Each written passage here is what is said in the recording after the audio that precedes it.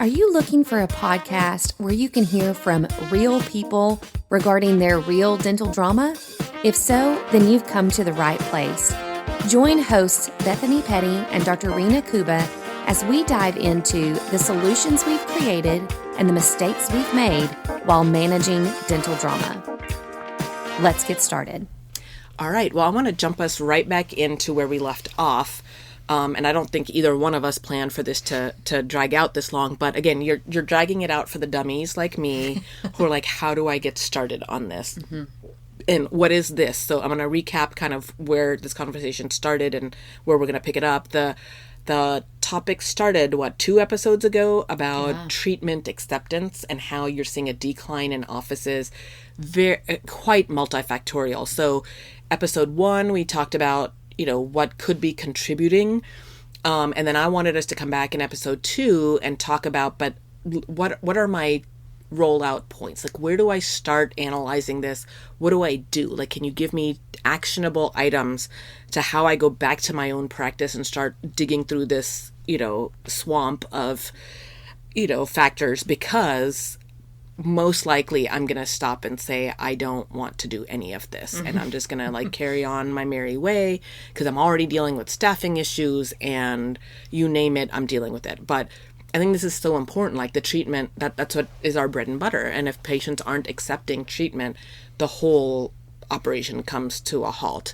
Yeah. So I could find all this miraculous staff, which, could be a miracle. But if I don't have a patient who's ready, then now I'm paying this, employee a lot of money for a patient that's not coming in for the treatment. Exactly. So last episode, we talked about insurance and all of that. We talked about team training, and honestly, team training could be another 5 episodes, but we're going to wrap that up and just, call it a day. Because there are many resources on how to figure out how to train your team. So where I wanted to pick this up then, we kind of had 2 more categories of things to talk about in the umbrella of treatment acceptance. One of those was financial options. Mm-hmm. And so we talked a lot about that in the first episode of this series, where we were talking about, what kind of financial options do we offer our patients to make treatment acceptance acceptable for them to accept it, right? So, we talked about the economy, recession, inflation, blah, blah, blah, like all those gross words that none of us wants to think about. But, different from maybe where we were a year ago, what do we need to look at now? So an example we talked about was in our office, we'd always kind of offered care credit. For a while there, we were offering Sunbit. I know we looked into Clear, isn't that one? Like KLEER, we looked into that. But then I couldn't remember until we started talking about it on the podcast, but I don't believe we're offering Sunbit anymore.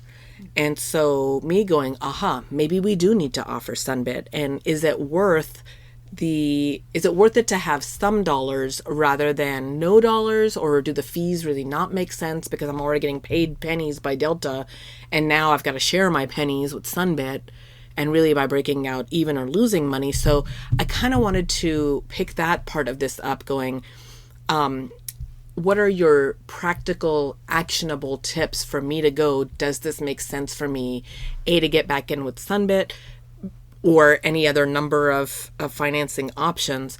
And then also I was hoping you would talk to us about team training tips on verbiage, because again, we touched on that in the first episode. So I'll kind of pause here. Let's let this kind of play out. Yes. So some actionable items on financial options for practice owners. Number 1, if an office doesn't have any financial options. How common is that? I would say probably more common than you think. I would say probably 3 out of 10 of my offices don't have any type of option. Okay. So if you're one of those that has just never had financial options, I would say the easiest place to start looking is probably Care Credit. It is the most common one in the dental field. Lending Club has come as a real strong second, so you could definitely look at Lending Club as well. But if you start anywhere, I think Care Credit's a good option. They've got a good reputation. People often will use Care Credit for their vet bills as well. So sometimes people will like having it for multiple. It's common in medical and vet as well. So it's not like new to the patient. Most patients, it's already a concept they're familiar with. It is a very common concept, and there's a chance that they may even already have a Care Credit card. So to me, if you're going to kind of go, just be like, oh, well, I'll do one. Look at Care Credit. I feel like that's still the best option. Their fees have always been high, but I feel like the benefit is still there with Care Credit. So for the offices, I know you said it's only 3 out of 10, but the 3 that are not offering financial options, why do you think that is? Is it because they've traditionally not needed it? Yes. Or have they just been suspicious of it? No, it's because they haven't needed it. Meaning they're either in a demographic that doesn't necessarily need payment arrangements. Would that be more like because they take Medicaid and Delta Dental and they don't have? No, it's normal because they're in an affluent area. Yeah. But I would say even in the affluent areas now, we may want to consider financial options. If you've already got Care Credit or any of the other financial options that are out there, you need to make sure that you've kind of quote unquote turned on the ones that you want. So with Care Credit in particular, you would need to get either with your Care Credit representative or log in to your Care Credit preferences, and you would need to turn on certain features.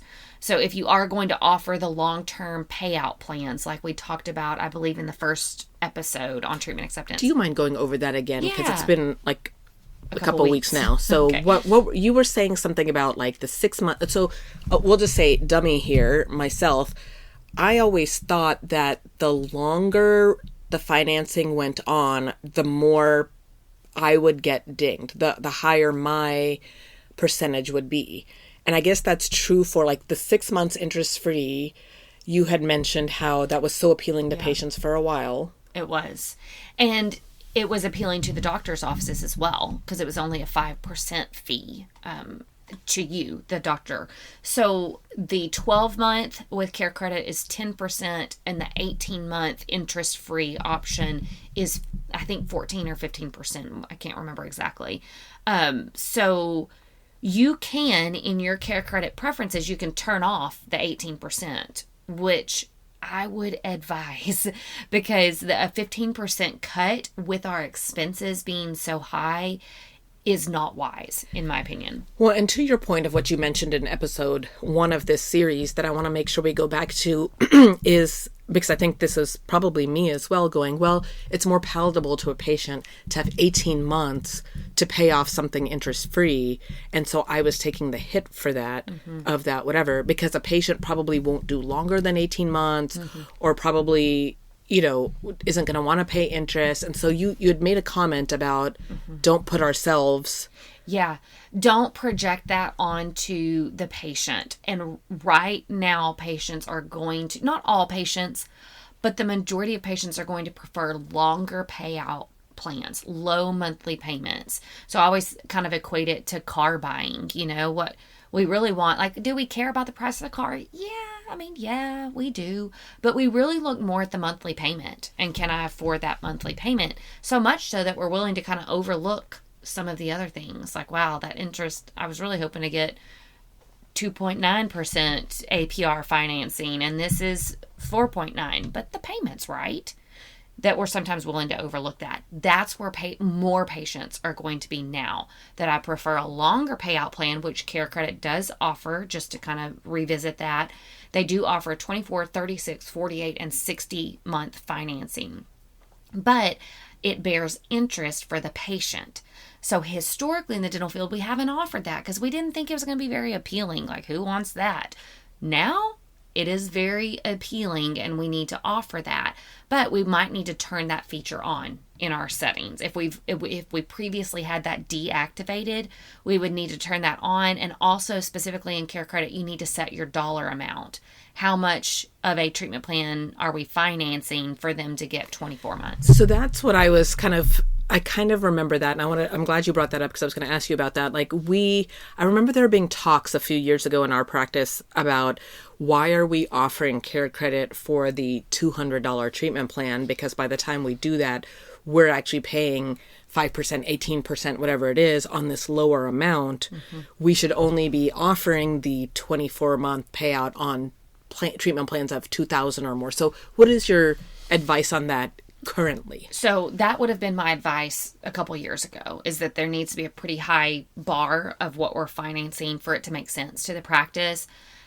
I've had to go back and eat a lot of words because the situation that is in front of us now economically means that what was expensive a couple of years ago might have been $2,000, but it could very well be $700 now. That feels expensive to that patient because of inflation. And so I think we need to be more lenient with the dollar amount that we set as our baseline. So previously we may have said we're not going to do care credit at all, even the 6-month option, unless it's $1,000 or more. We may want to back that down a little bit. But how do you decide that? Like, what would be your practical tip for me to go, okay, like the staff is looking at me to say, now you're saying that we can offer it for this, where traditionally we haven't. What am I looking at to help me decide that? Like, because honestly, like for me right now, I would go with my gut feel. Yeah. If somebody handed me a treatment plan for $500, would I? No, I wouldn't. If somebody handed me a treatment plan for $2,000, well, yeah, then maybe I would. Like, that's all going to be me and my mind. Is there any more objective way? It's pretty subjective. There's not a ton of objective. Now, what I do think is helpful is to think about your patient demographic base. So what's the race of your patient base? What's the economic status of your patient base? Where do they work? Where is there a big corporation that you tend to get a lot of your people from? And then if you've got staff members that fall into that same demographic criteria, or they fit most of the categories, or if you have friends or your spouse's friends that also work at that same corporation, run it past them. Hey, if I were to present to you a plan that cost you $500, would you want a payout plan for that? Or would you prefer to just pay it? And you just kind of poll. It can honestly be 2 or 3 people that you ask. Okay. And if they have similar answers, then you kind of know where to set the bar. Or maybe even like asking your team, like, what is the number that seems to our patients tend to balk or squawk at? Like the majority, like there's some that are going to squawk at $20 and some that are going to not squawk at $2,000. So where do we seem to fall? And maybe, yeah, I guess how easy is it to change it? Like, could you change it from day to day? It's easy. Okay. You could log in today, change it to a certain amount. You could log in tomorrow. So really what I'm looking at then is trying to see what kind of hit I'm going to take. Like if I said, we're going to, if you have a treatment plan of $500 and I'm going to give you 12 months to pay it off, then that's going to cost me 10%, which means that's costing me $50, which maybe I'm okay with because, on MetLife, although I guess I can't discriminate with that. It's got to be... It's got to be universal in what you offer. I guess what I was trying to say was, like, if it was MetLife that I knew I was going to make more money on versus... Yeah. That's not going to help. In my words, it's going to have to come out in the wash. It's got to make sense financially for you. What does make sense anymore? That, to me, that's a relative term. But if you've got some MetLife patients who are, financing also with care credit, and great, you're making more money on those. But you might also have Delta patients that are financing through care credit, and you're already taking a 50%, 60% hit with Delta Dental, and now you're going to give up 10% more to care credit. Ouch, that hurts. But does it all balance out in the end? So then you got to look at how many Delta patients you have, how many MetLife patients you have, and try to make your best educated guess on just make your best how painful is it. And then, like what we talked about in episode 1 is it still like $450 is better than 0? Correct. So that's the environment we're in now. That's the environment that we're in. And I don't know that we'll be there forever. This is not 10 years from now. We may not be saying the same thing. We may be in a completely different economic situation. We're like gone with the financial options. We don't need those anymore.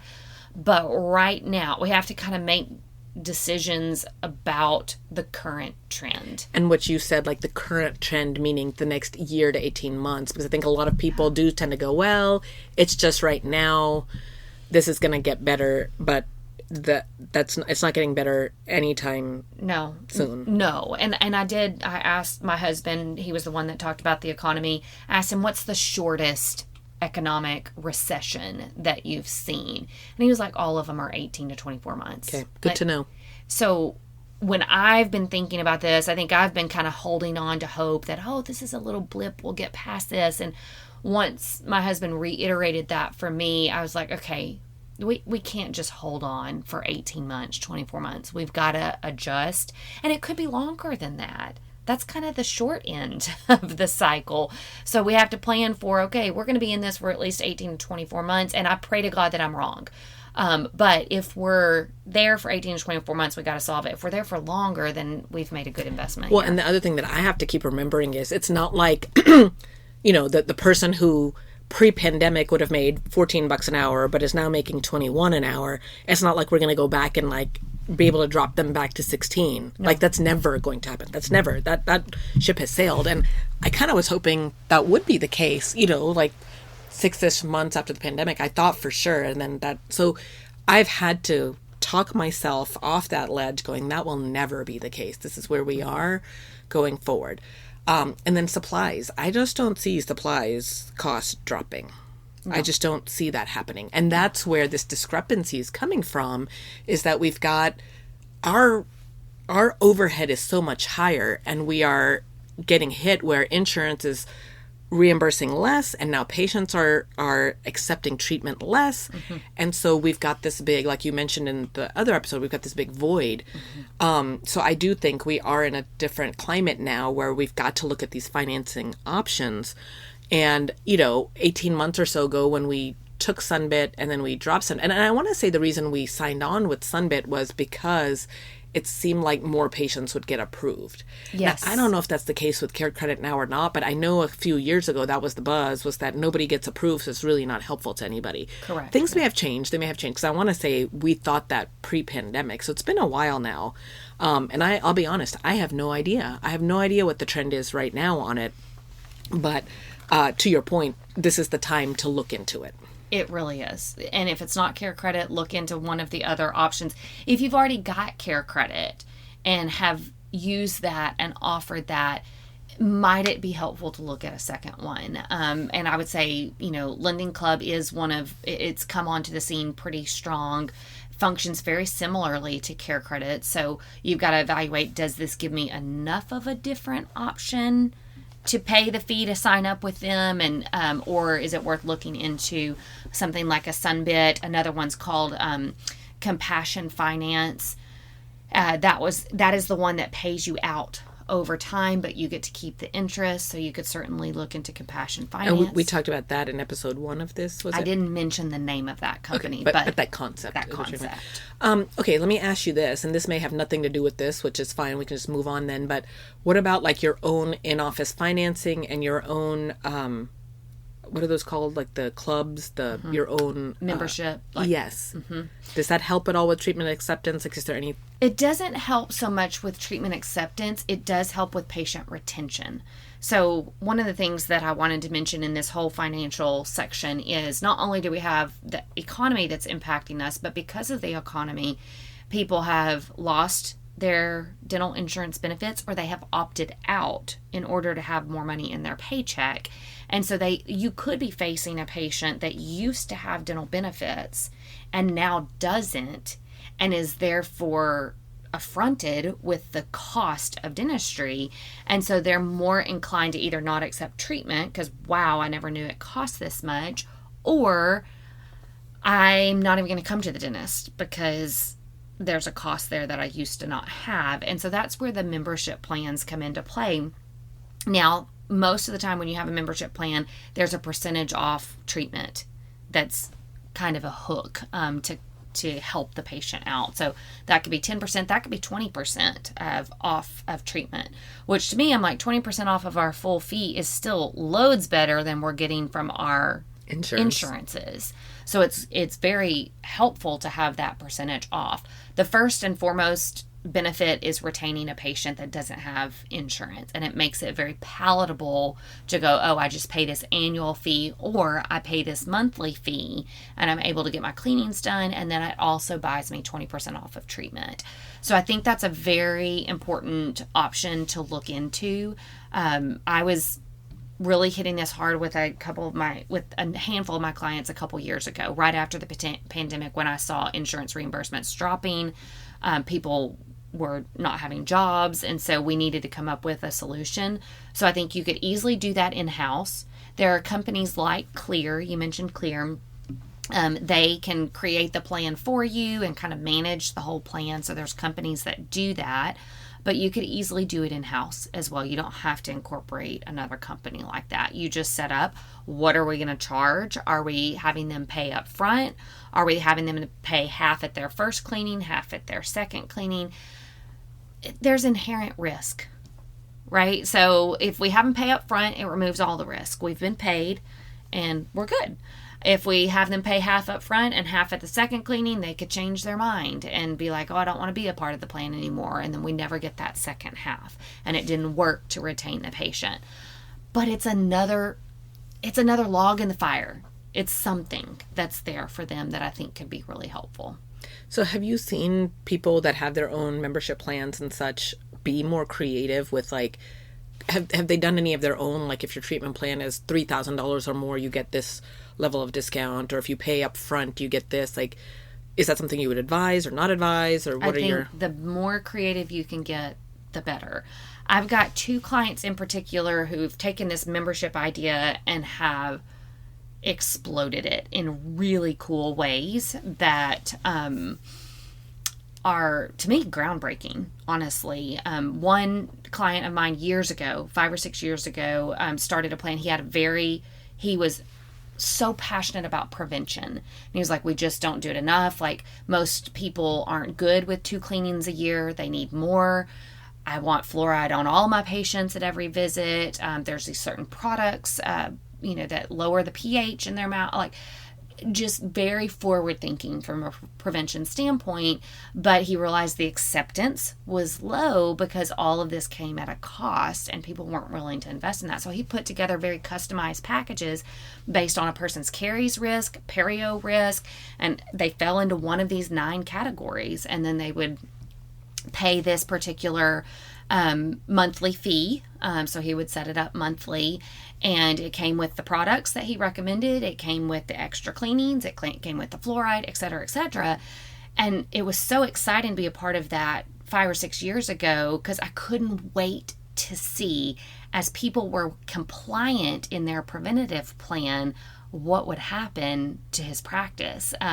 It is so exciting to think about that. And so here we are 5 or 6 years later, and to see that his hygiene is 50 to 60% of the practice and his treatment is 40% of the practice. Like, that's really cool. And so that was a groundbreaking thing. So get creative. Like, you could blow the top off of it. That's what's great about a membership plan, is you can really come up with things that you're passionate about. It's more than just a cost savings feature. It can be a way to incorporate things that you've wanted your patients to be compliant on that they haven't. And that's been. what we've kind of done that with laser bacterial reduction. We have a package for that. SDF, we have a package for that. Or we used to. Yeah. And then stupid insurance got in the way with that too. Let me ask you this. What are your thoughts on, if you did have a really good membership plan and somebody had Delta Dental, are we allowed to say, what, they sign a piece of paper? Is that statewide? Does it depend on the state, where you say they're not using their insurance benefits, they want to be a member? Yes. So it does get a little bit tricky when you're in network with a plan. My client that I was just talking about, he's completely fee for service. And so he offers one of those 9 plans based on their risk to both insured and non-insured. Because what's cool is, being an out-of-network office, they're usually left with a balance after those cleaning appointments. So that's his safety net for, you're only going to pay this much. I'm never going to balance bill you more than that. So it's kind of that easy button for him. But with our insured and we're in network, so let's say we're in network and this Delta patient wants to be on our plan, then ultimately you do need to check your state. But in Texas, they essentially need to sign paperwork saying we're not going to bill any of this. This is a better plan. Where do you get this paperwork? Could you look online and find a template? You can find a template online. Okay. Yeah. I venture to say maybe if we're going to really throw a lot of effort into a really good membership plan, might it be the time to drop Delta so that we've got some freedom to create that membership plan and we don't have to worry about the paperwork because then we're not contracted. So that's another, going back to last week's episode, that's another thing to consider there as well. Okay, so takeaways on finances is if you don't have any financing options, you need to get one. If you've already got one, check your settings and make sure that you've adjusted the dollar amount that needs to be there for each of those options. Like revisit that. Just revisit it. Yeah. Because I want to say it's been years since we have and things have changed. And so now I'm going, oh, shoot, maybe we need to. And then I would say look at an additional, if you've already got one option, should you look at an additional option? Is that needed? And then I think the membership plan, like you were talking about, is a good option. So all of this goes back to, though, if you're not having a treatment acceptance problem in your office, then ignore everything we've said. Stay status quo. But what you're saying is most of us are having a treatment acceptance problem. Yep. Okay. Yep. So financing options too, let's just do a little segment here on team training though. Because you and I talked, I can't remember if it was when we were on air or maybe after we stopped the podcast, but I said we've got to have our team talking about these options. And so once you've taken the time to figure out, okay, what are we offering? What options with said company are we turning on? What dollar amount? You need to make sure that your team is very informed on what the options are, what the requirements are for those options, and then how to talk about it. Most people are really uncomfortable bringing up financing with patients. I think we talked about it in episode 1 where I was saying, okay, well, briefly. So I think we talked about it being a problem, but we didn't talk about the solution. So the problem was that we had employees, one, that were confused on what we offered because they don't understand math and they don't like math and they don't like the percentages, i.e. me. I'm like, I don't know. So all of that was hard for some employees. And then for others, it was like, we had one of each. We had one person that was like, regardless the amount of the treatment plan was assuming the patient would want a treatment, payment plan option and would automatically offer it and would just go, hey, oh yeah, your estimate is $900. If you want to go ahead and sign up for care credit, then you have this financing option, or we could do this, or we could break it down. And you were like, what are y'all doing? Like, why would you just assume that should be the last resort? It should be, no, this $900 is due now. Do you want to pay by Visa or MasterCard? Like, get it going. And then as a final resort was, oh, well, yeah, we do have some payment plan options. We've got care credit, or we could split this into whatever way. So we had that person. So whenever she was giving treatment plans, like everybody under the sun was automatically getting financing. And then you had the other one that never mentioned financing because she was uncomfortable talking about all of it. And she didn't want to get stuck in a math question, or, she just wanted to move on her merry day and continue to check in patients and schedule. She didn't want to have to be stopped with things that she was like, I don't know. Yeah. And so we had to figure out a strategy for training both of them to say, this is how we're going to talk about it. So that's what, if we could pick this up, what are the actual take home actionable items for training your team for offering financing? Yeah, I would say the first step is making sure they understand the options that are available in its entirety. They need to be very confident in what is available. So how do you do that? I think it's, you could, if it's care credit, you could easily pull up that preference option and talk through it line by line. Oh, you see this 6-month option here? It's got a $250 minimum. You see how that is? So that's an option. A patient, if they owe $250, they can elect the 6-month interest-free option. You see the 12-month, there's a, $600 minimum. And so anybody that owes $600 more, so you could just line by line walk through. In the care credit preference session, it's pretty easy. Which you've already done by setting it. So I think this is like, for me, what my plan is, and you tell me if this is a smart plan or not, but my plan is to go back when set up a meeting next week, take some time. And if that means like the only time available is lunch, then maybe we bring in lunch, and maybe I have my, 2 or 3 people that I think could help me think through. Like my thinkers, maybe one who is maybe not good at math, and I want to make sure she's there because she's one who's going to be like me, who's going to get intimidated by this. One who tends to put her heart in the patient's pocket, and one who, and kind of say, what are we doing? Like, and then maybe we come up with what options we want to offer. We want to continue the 6-month interest free, but it can only be because we're going to end up getting a 5% penalty charge on it. So maybe we're offering that for only $500 and higher treatment plans. And quick note on that, which I just learned this from a client with her practice, which I was like, oh my gosh, Bethany, how did you miss this? We were trying to set a $500 limit on the 6-month interest free with Care Credit, and it wouldn't let her change that dollar amount. And I'm like, what is wrong with that? Like, it was grayed out, like she couldn't do anything about it. It was set at $250. She and I did a little bit of research there because I'm like, I don't know why it won't let you change this. And Care Credit does have you can't adjust that 6-month interest free, which is infuriating because you're like $250 and you get 6-month interest free. Yes. And based on what we researched, there's no way to edit that. So I did want to. So then maybe we want to have that option or turn off that option. Maybe we're not doing a 6-month interest free option. Or you have to. You can't turn it off. Wow. Okay. I wanted to make sure that was clear because I was unclear on that up until a few weeks ago, and it blindsided me. So okay. So really, anybody who is going to use Care Credit, anybody can pick that. Yep. Okay. I know. Okay. I know. Well, there you go. It is what it is. So then you decide whether you're going to go with Care Credit or not, and maybe it's still worth it. And maybe in this climate, maybe $250 is expensive to a lot of people. Yeah. So okay. So go in and y'all figure out. I think that's what I want to do is figure out what we want to, ask these team members and go, where are patients squawking? What do y'all think? Like if it was you, what would you pay? And blah, blah, blah. Set our parameters, set our settings. And then maybe we create a cheat sheet. Yes. That bullet points and says, these are the options. I definitely would have a cheat sheet because they're not going to be able to remember it, especially if you have a couple of companies that you're using. It's a lot of information to retain. So create a cheat sheet on the options. So then me personally in our office, I think what I'm going to do is look at that for Care Credit and see what it is that we're already doing, see what we need to tweak. Then I'm going to go back. Plan B will be to look back into Sunbit. Yes. And see if that makes sense and what their percentages are now. I personally don't want more than 2 options. Like that's too confusing. Plenty. I think that's so plenty. We may look at Sunbit. Maybe we'll look at Lending Club, like you mentioned, or look at a couple of others and decide like, does it make sense for us to have 2 or just stick to the one? Yeah. Is Care Credit still have that reputation for not approving a lot of people? Maybe that's changed. So I need to go do all of that. Then I'm going to create my cheat sheets.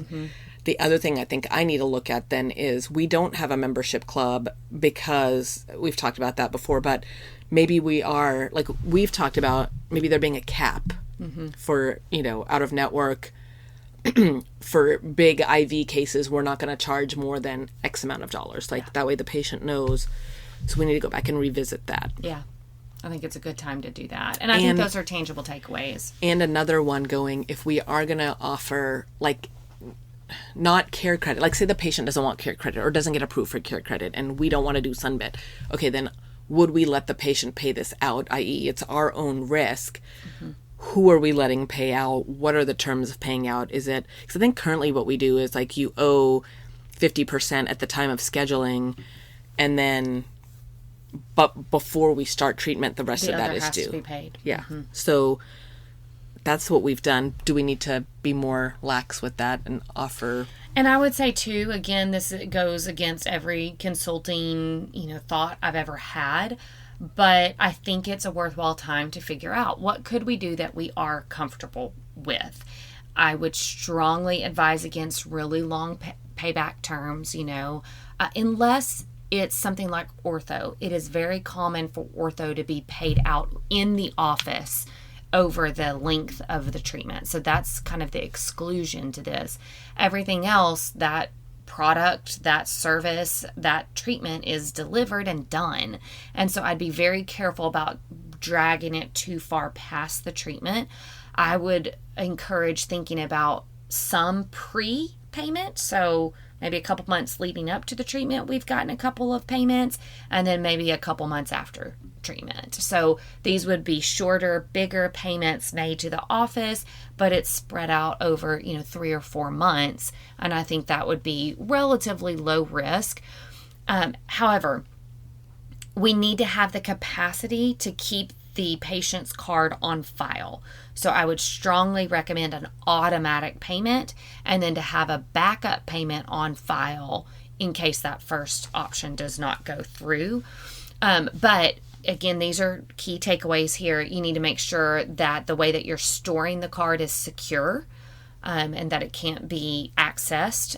The full card number cannot be accessed. So a lot of times it's secure if you can only see the last 4 digits. But I want to say, I used to be concerned about that, but now like a Dentrix or whatever has that feature. Correct. So you just need to make sure that... Just confirm. Okay. Don't assume that it's secure. Just confirm that it's secure, and that your team members can't access those card numbers once they've been entered. We need to ensure that if somebody is filling out a piece of paper authorizing us to charge that card, which I would recommend on a monthly basis, we need to make sure that card number isn't written out in its entirety on that, because that is not secure. Now, if it's going to then be converted to the patient's file, which is more or less secure, we can think about that, but it makes me nervous to have the credit card number written out anywhere. So just making sure your team is really thinking about the security of that person's card.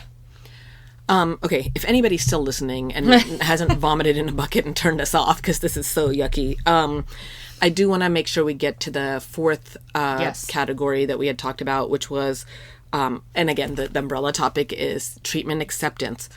And how easy is it? Like, are you booked up so much that the patient's having to wait too long? Do you have odd hours?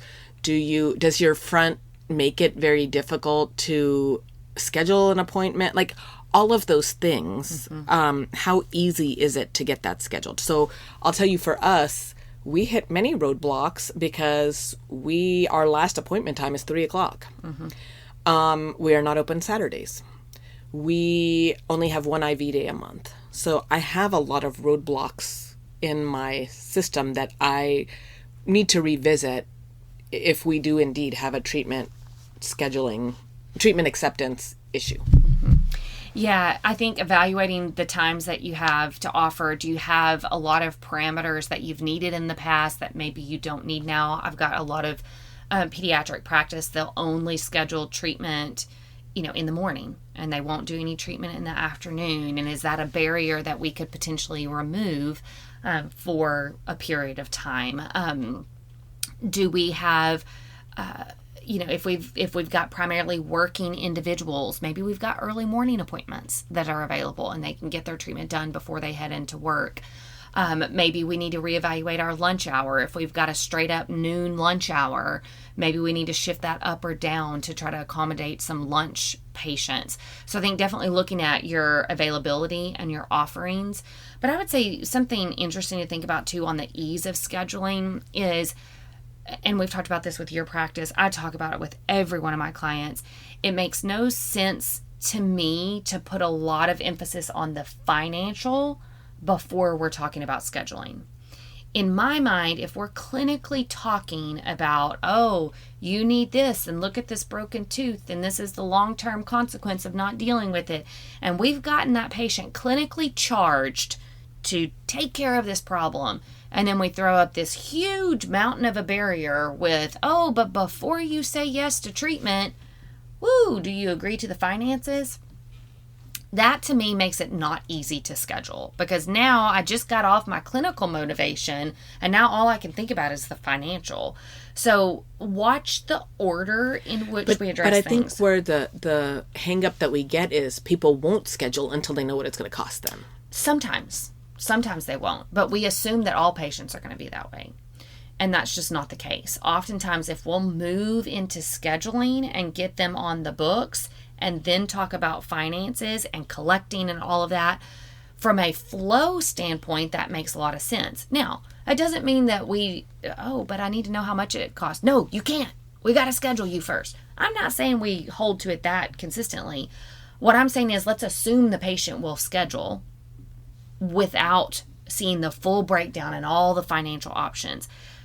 We need to get them when they're clinically motivated to schedule and then talk about finances. The worst that can happen is they schedule, we pull out the finances, they're like, holy crap, I never even thought it was going to be this much. I can't do that.